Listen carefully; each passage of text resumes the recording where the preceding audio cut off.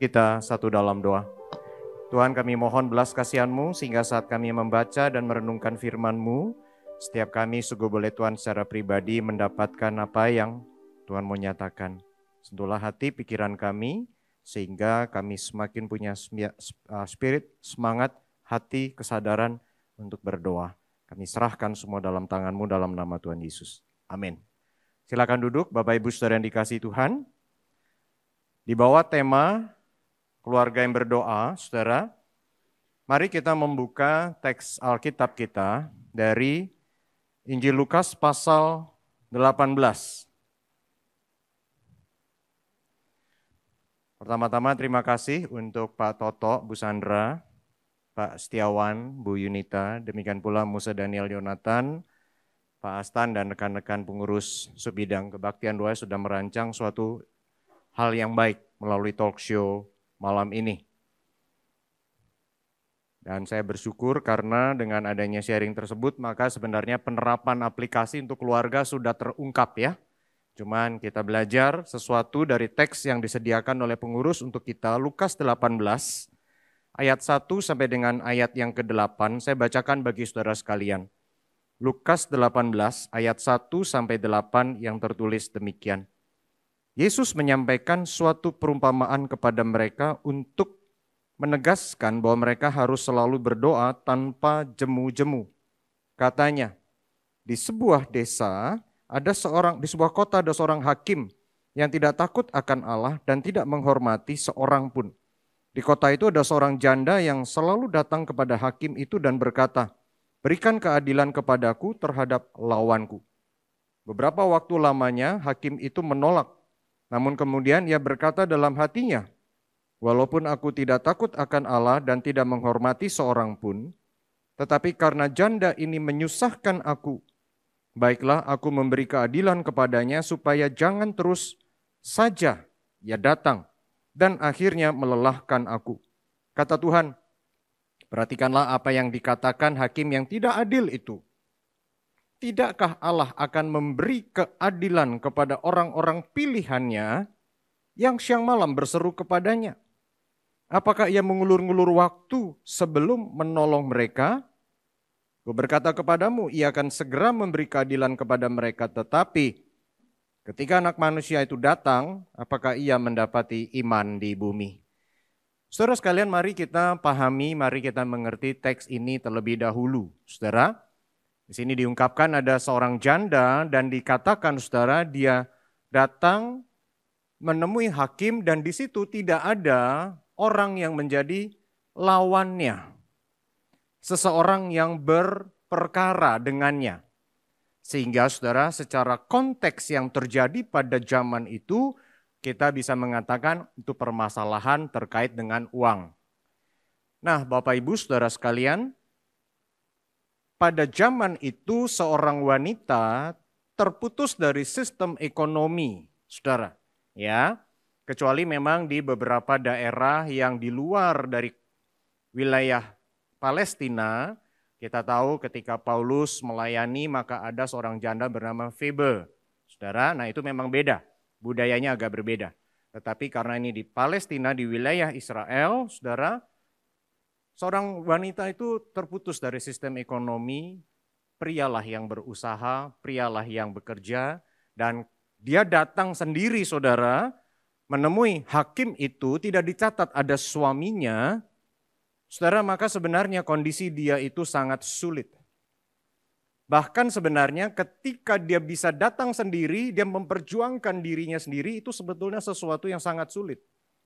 Saudara memang saya sependapat setelah saya membaca literatur, cerita ini tidak diungkapkan dengan detail bagaimana mungkin seorang wanita itu menemui hakim. Ya, tidak diungkapkan dengan detail. Tetapi yang jelas memang perumpamaan Tuhan Yesus ini diceritakan oleh Tuhan Yesus berdasarkan konteksnya. Bukan sesuatu yang sekedar cerita, meskipun memang sebenarnya tidak semudah itu seorang wanita bisa menemui hakim. Tetapi kalau cerita ini diungkapkan, sebetulnya Tuhan Yesus mau menggambarkan ini suatu situasi saudara yang sebenarnya itu sangat sulit bagi sang wanita. Udah gitu, dia bertemu dengan seseorang hakim yang lalim, hakim yang jahat. Saudara, di perumpamaan ini tidak diceritakan ada hakim yang lain. Jadi seolah-olah memang hanya hakim itu satu-satunya tempat di mana sang janda ini memupuk harapan. Yaitu masalahnya selesai, yaitu kerinduan akan keadilan dapat ditegakkan. Sehingga sesuatu yang tampaknya nggak mungkin, dia terus berharap, dia terus saudara meneguhkan hati minta dan minta tanpa dia tahu apakah hakim yang lalim itu akan memberikan keadilan padanya ataukah tidak.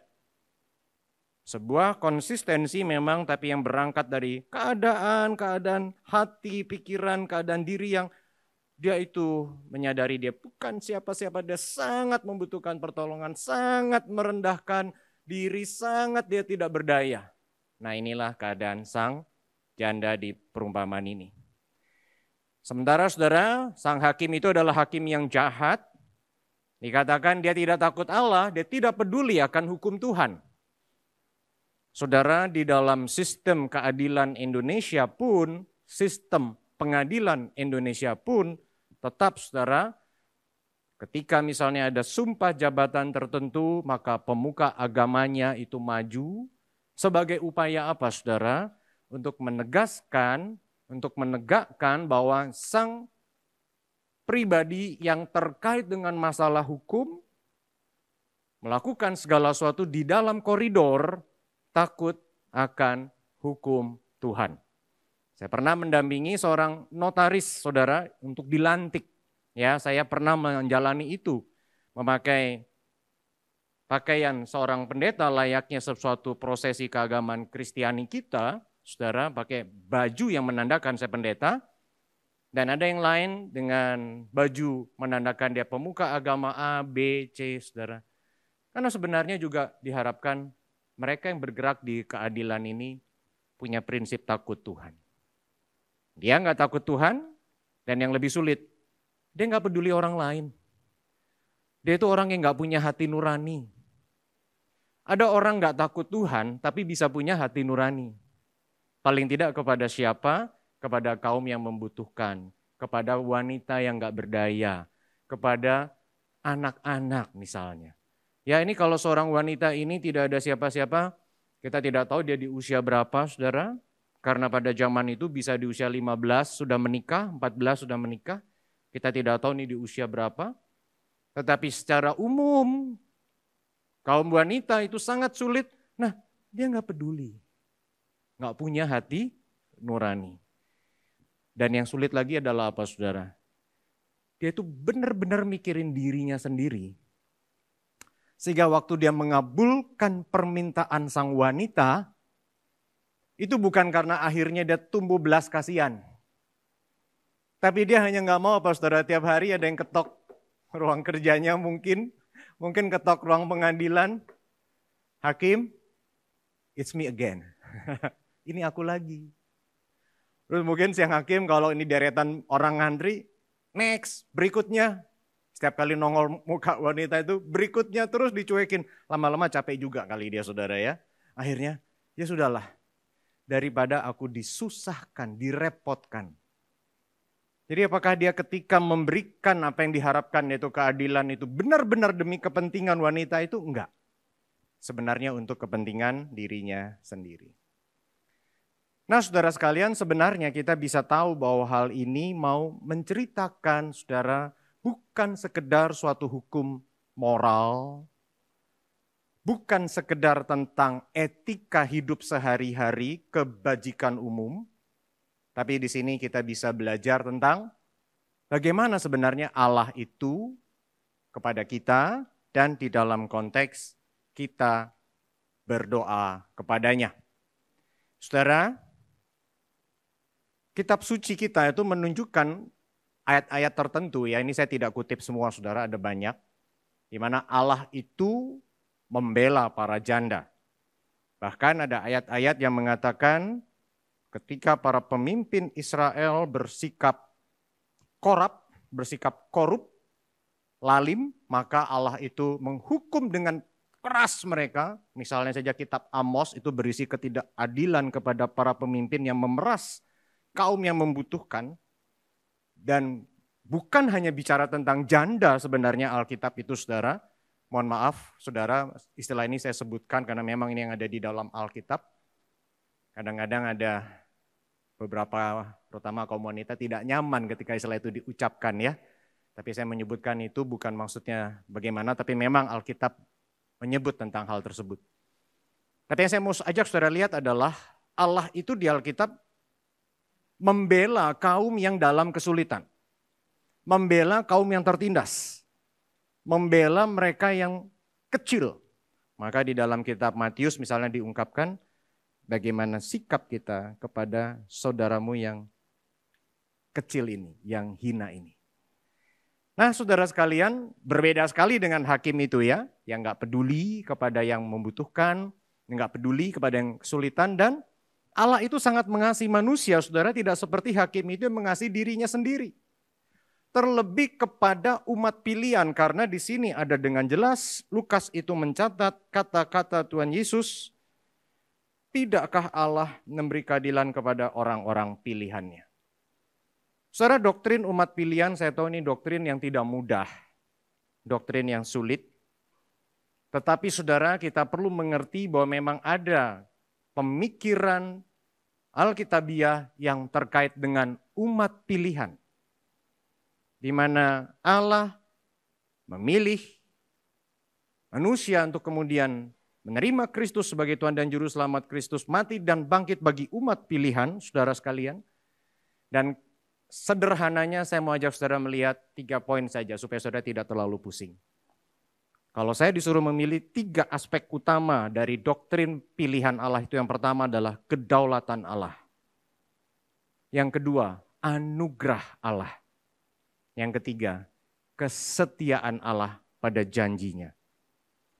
Jadi karena Allah berdaulat, maka mari kita menundukkan diri bahwa kalau kita percaya pada Tuhan Yesus itu semata-mata bukan karena kehebatan kita, tapi karena kedaulatannya dia memberikan anugerah itu kepada kita. Sama sekali bukan karena jasa kita, dan karena umat pilihan, karena doktrin pilihan Allah ini, maka kita bisa merasa aman di dalam hidup kita, bahwa kita dikasih Allah, bahwa Allah sungguh di pihak kita, dan itu tidak lain karena Allah memang setia kepada janjinya. Bapak Ibu Saudara sekalian, itu berbeda sekali dengan sosok sang hakim itu. Beda banget. Saudara sekalian, kisah ini menunjukkan kepada kita bahwa sang janda yang entah bagaimana itu terus berharap karena sudah nggak ada pilihan lain, dia harus berharap kepada sistem ini, meskipun dia tahu hakim itu nggak adil, meskipun dia tahu hakim itu lalim, tapi dia berharap pada sistem itu, ternyata dia mendapatkannya. Nah ini kan sebenarnya mirip-mirip dengan kondisi kita, di mana kita tahu bahwa sistem keadilan di negara ini pun tidak sepenuhnya dapat dipercaya, bukan? Tapi ketika ada kesulitan, kita berharap pada sistem ini. Ada kalanya kita mendengarkan kisah di mana memang sistem ini menunjukkan keadilan. Tapi kita tahu kadang-kadang keadilan dibengkokkan begitu rupa. Tetapi saudara sekalian, tidak demikian dengan Allah kita. Allah itu adil dan pasti menegakkan keadilan itu pada waktunya. Pada waktunya Tuhan, bukan waktunya kita. Tadi Bu Yunita ada sempat katakan, ceritakan. Dan saudara, hakim ini mengulur-ngulur untuk menjawab permintaan sang janda semata-mata karena memang hakim ini gak peduli pada orang lain. Hanya mikirin dirinya. Dia sengaja menunda-nunda. Memang dia gak peduli kok. Tapi Tuhan tidak demikian. Tuhan sangat peduli kepada kita. Tuhan sangat peduli kepada umat pilihan. Dan tidak mungkin dia menunda-nunda waktunya. Cuma memang di sini menjadi pergumulan kita. Kita maunya waktunya kita. Bukan waktunya Tuhan. Saudara sekalian, putri kami yang kedua, oleh karena sudah confirm dia mau menjangkau orang melalui musik, maka sekarang ini dia menyelesaikan semester kedua di STT Saat Malang untuk jurusan Sarjana Teologi Musik Gerejawi. Semester 1 dia lalui dengan cukup enjoy dia, bahkan bisa dikatakan akhir semester itu sangat enjoy, sangat menikmati saudara. Apalagi kemudian dia dipercaya suatu kepanitiaan saat youth camp yang membuat dia mengalami satu kesukacitaan melayani bersama, pulang ke Jakarta, kemudian balik ke Malang dengan kepercayaan diminta jadi hal yang lain untuk dilakukan di tengah tahun ini, saudara. Ketika dia lagi enjoy-enjoynya, tahu sakit. Sakit itu sampai kurang lebih 1 bulan yang lalu, dia itu asrama dia di lantai 3. Di asrama putri. Dia nggak bisa naik. Mahnya itu kenanya parah, saudara. Sampai nggak bisa naik, kami teleponin, kami cari, kami nggak tahu dia ada di mana. Taunya dia itu di lantai 1, tidur di kamar temannya yang bertepatan temannya sakit lutut. Jadi nggak bisa naik, dua-duanya tidur di sebuah kamar di bawah. Wah, bagi kami orang tuanya cukup khawatir, saudara. Meskipun ini cuman mah ya, tapi kok dia sampai nggak bisa naik, begitu kan? Kenapa gitu? Akhirnya singkat cerita dia dikasih obat segala macam. Cuman yang bikin dia repot adalah kalau dia stres, dia itu seperti saya, maunya makan enak. Kalau stres maunya cari yang manis-manis. Nah di saat itu hari Kamis boleh keluar ya, Semu Livian, contoh Jimmy. Nah itu biasanya dia sama teman-temannya nanti ke kafe lah gitu yang manis-manis kalau dia lagi stres. Ini nggak boleh, kenapa? Minum yang manis dikit gitu nanti enek ya. Makan donat nanti enek karena kena mahnya agak berat, saudara.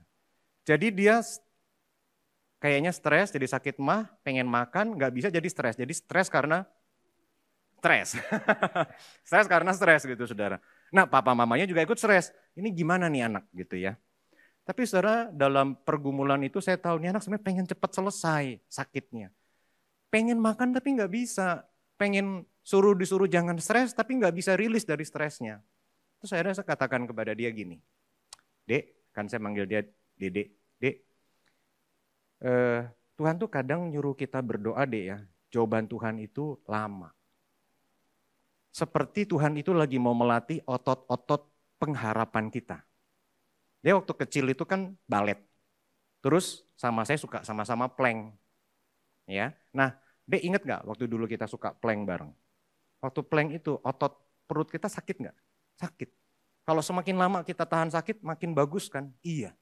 Otot kita jadi makin kenceng, tapi kita harus nahan sakit. Bisa jadi Tuhan juga mau kita begitu, Dek. Sabar, nunggu waktunya Tuhan. Kita sedang dilatih Tuhan, otot-otot pengharapan kita. Dasar ngomong sama calon hamba Tuhan, dia ngomong apa? Thank you. Itu bisa jadi ilustrasi khotbah. Dia menjadi itu ilustrasi khotbah. Cuman itu dalam percakapan saya dengan dia, saudara. Saya merasa, iya ya saudara ya, mungkin begitu kali ya. Kita maunya waktunya kita. Tapi ini waktunya Tuhan. Yang kadang kita pengennya cepat, tapi Tuhan mungkin lagi mau ngelatih otot pengharapan kita. Otot iman kita. Gampang sih kita beri, Tuhan baik, doa sekarang langsung dijawab. Wah Tuhan baik. Padahal kenapa kita bilang kita percaya Tuhan baik? Ya karena kita dapet yang kita mau. Tapi bisa nggak kita kayak anak tetap bilang papa kita baik, sekalipun kita lagi mau minta sepeda motor, kita lagi mau minta sepeda roda 3 atau apapun itu, papa kita bilang nanti dulu. Kita percaya papa kita tetap baik dan pada waktunya akan berikan yang kita inginkan.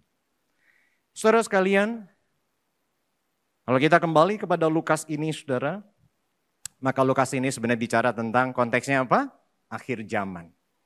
Nah kalau kita mau eksposisi dengan setia teks ini, kita tidak bisa lepaskan dari konteksnya sebenarnya ini bicara tentang akhir zaman.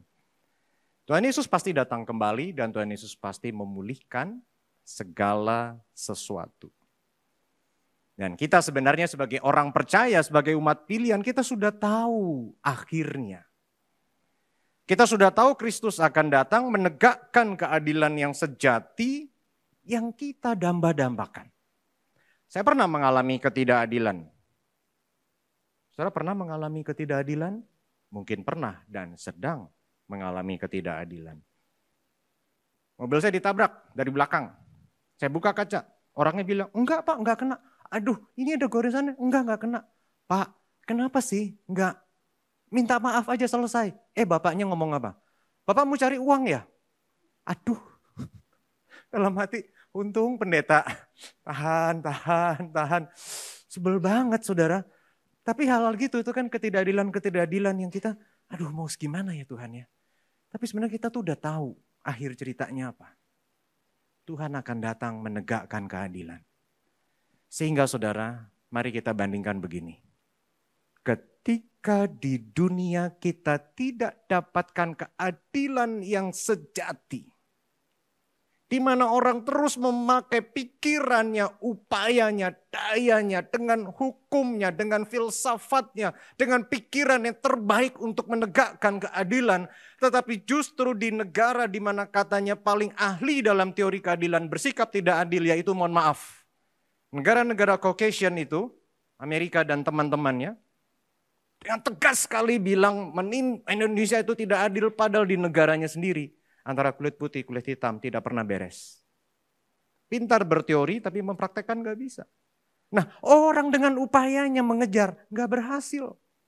Kenapa? Karena memang keadilan sejati bukan di tangan manusia. Justru ketika kita tidak dapat keadilan sejati dari manusia, kita tahu bahwa kita dapat keadilan sejati di dalam Injil Kristus. Karena di Injil Kristus itulah kita mendapati janji. Tuhan akan datang kembali dan menegakkan keadilan sejati. Justru ketika kita merindukan adanya keadilan sejati, manusia kalau mencarinya hanya pada kelihayan pikiran manusia, kelihayan pikiran undang-undang hukum manusia, itu semua hanyalah mungkin baik di kertas, tapi tidak bisa diterapkan. Tapi beda dengan janji Injil Kristus. Sekalipun tidak mudah kita mengerti, tetapi adalah sebuah janji yang ya dan amin.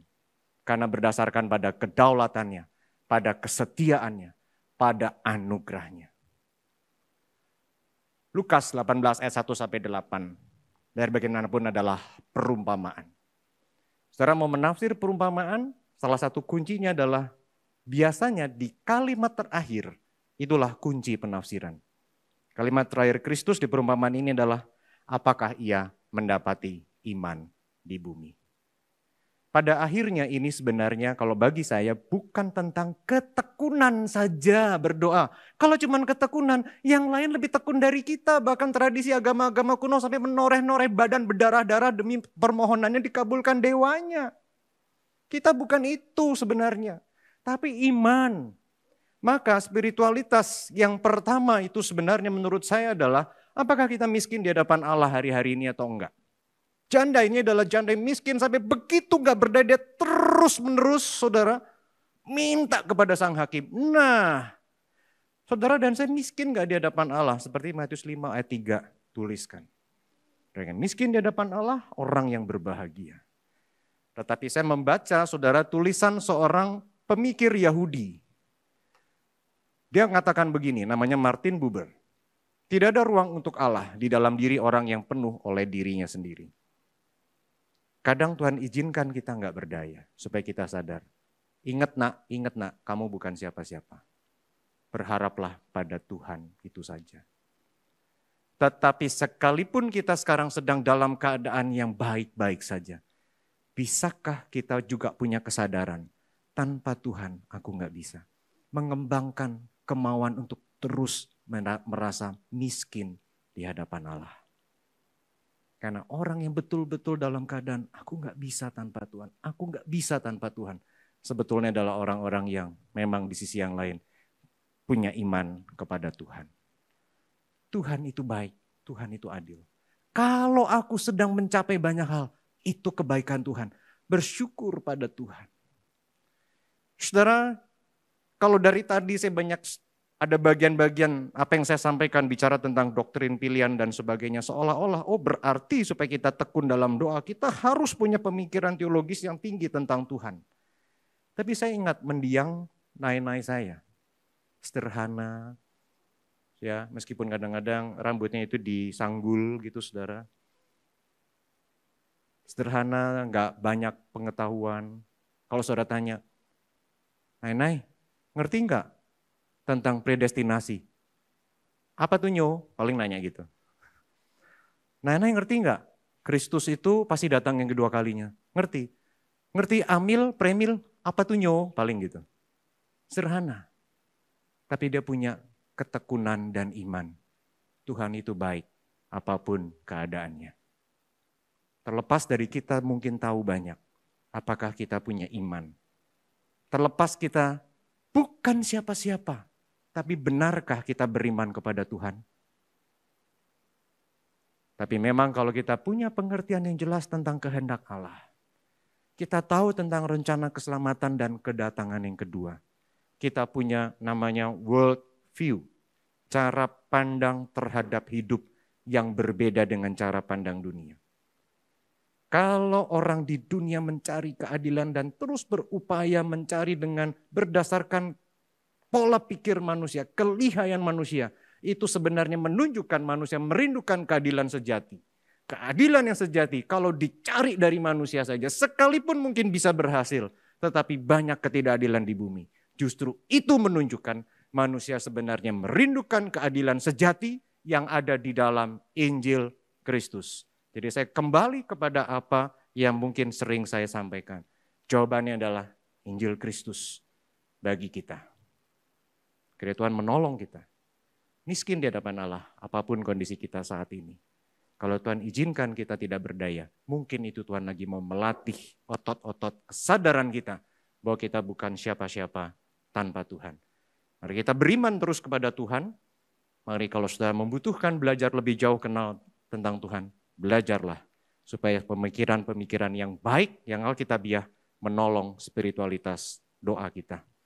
Tuhan, kiranya Engkau terus ingatkan kami akan betapa kami merindukan akan keadilan yang sejati di dalam Engkau. Mungkin ya Tuhan kami tidak menyadari bahwa sebetulnya ada kekosongan-kekosongan tertentu dalam hidup kami. Itu sebetulnya menjadi indikasi kami sangat membutuhkan Engkau.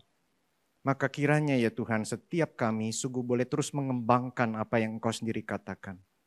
Berbahagialah orang yang miskin di hadapan Allah. Meskipun ya Tuhan secara dunia hidup kami mungkin sedang baik-baik saja. Tetapi biarlah kami menyadari kami bukan siapa-siapa tanpa Tuhan. Kami terus Tuhan menyadari ketidakberdayaan kami. Dan kalau kemudian kami tekun berdoa Tuhan itu bukan semata-mata karena kami mencari Engkau ketika kami butuh saja. Tapi karena kami memang tahu kami punya Tuhan yang baik. Dan kami perlu terus-menerus memupuk kedekatan dengan Tuhan. Karena itulah sebetulnya mendatangkan kepuasan yang sejati bagi kami. Tuhan berkatilah setiap umat-Mu di tengah segala pergumulan yang ada ini. Kau tuntun pimpin mereka di dalam segala hal. Biarlah pengalaman-pengalaman bersama Tuhan lebih kaya, semakin kaya, bertambah banyak lagi. Sehingga dalam segala keadaan mendapat kepuasan sejati dari Tuhan. Berkati kedua keluarga yang sudah bersaksi malam ini, berkati Musa Daniel, Jonathan, berkati Pak Agustinus Buvindi, berkati Pak Astan, berkati seluruh pengurus sub bidang kebaktian doa, berkati juga Reno, Pero, dan juga Natasha yang bersama kami, berkatilah. Sehingga para penata layan-Mu ini di dalam segala hal mengalami perjumpaan dengan Tuhan dan dipuaskan karena berjumpa dengan-Mu secara pribadi. Terima kasih Tuhan, dalam nama Tuhan Yesus kami berdoa. Amin.